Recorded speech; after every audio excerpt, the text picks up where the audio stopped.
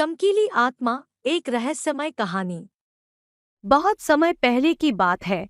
एक छोटे से गांव में एक रहस्यमय जंगल था। इस जंगल में बसे एक बूटे बाबा नामक योगी थे, जिनकी आत्मा ने जंगल को संजीवनी बना दिया था। एक दिन गांव का एक लड़का नामक राजू जिज्ञासा से भरा हुआ उस जंगल की ओर बढ़ा। वह बूटे बाबा से मिलने का सोचता हुआ आगे बढ़ता है। राजू की राह में एक राजा का महल था, जिसके दरबार में एक रत्न होता था जिसे सभी लोग चमकीली आत्मा कहते थे।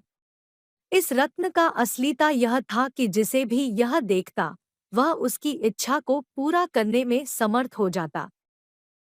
राजू चमकीली आत्मा को प्राप्त करने का सोचता हुआ महल की दिशा में बढ़ा।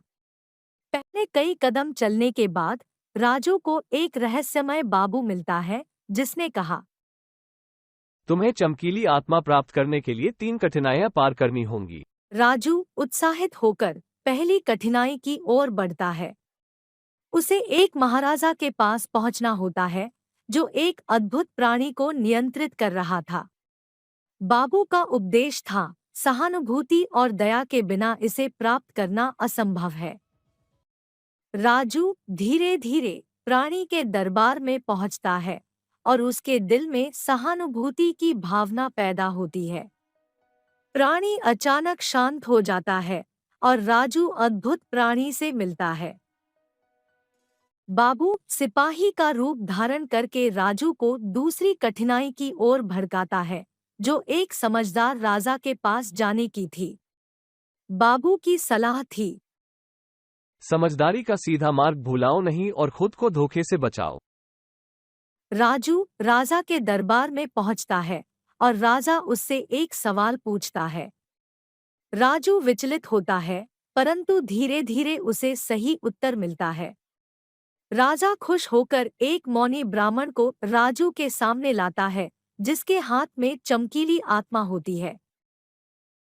अब बाबू राजू से तीसरी कठिनाई की ओर मोड़ता है।